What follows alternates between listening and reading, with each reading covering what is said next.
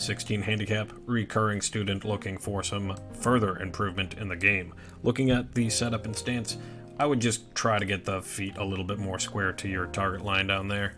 The dropping of the trail foot will help you bring things and keep it more to the inside.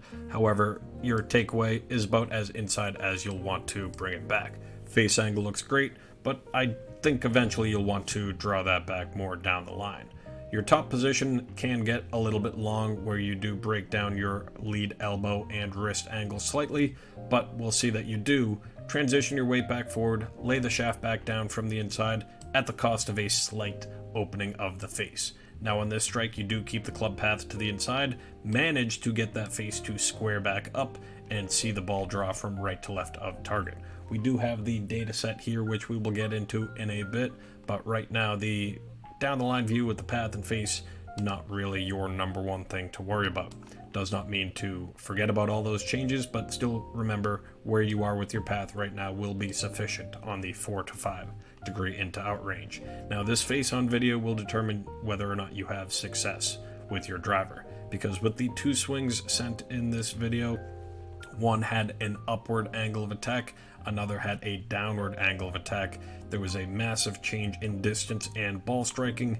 This was the better of the two as it was an upward strike. But I believe you can improve to make that upward strike more consistent and avoid the downward hit on a driver, which will add all kinds of backspin and be the killer for distance. So setup stance posture was adjusted nice last time to have a slight bit of tilt behind the ball, so we're going to actually keep that general line there through your spine and see how your body moves throughout.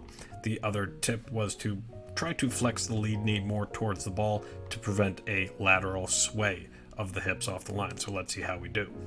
Watching the lead hip line and head stay along that line, your lead hip is excellent, pivoting, turning, keeping that lead knee towards the ball. Starts to work behind the ball a bit, but you've kept your lower body pretty much where it started.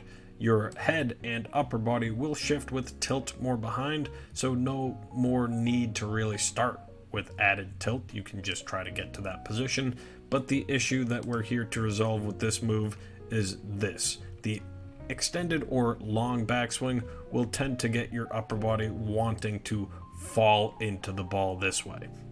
And it is important that you not do that because one, it can want to bring your arms and hands over the top, and two, it influences the downward strike.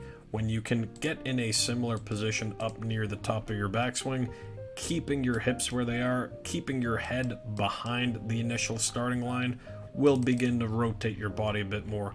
Keeping your head behind the ball will give you that upward strike on the way through. When you are at the top and you feel like you're falling or diving into it down into the left like that, that's going to make the club go down into the left as well. So try to take a little bit more time at the top to, one, shorten your backswing just a touch, two, keep your head behind an imaginary wall. Try not to get that shift coming forward, and if you can do that, your turns will be better, your distance will be better, and your upward angle of attack will give you more height, better distance, and a lower spin rate. Follow through post and extension isn't bad.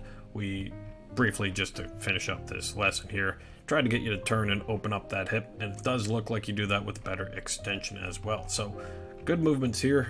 Happy to answer any other questions, but for anyone else, sendaswing.com for your video uploads. Good luck.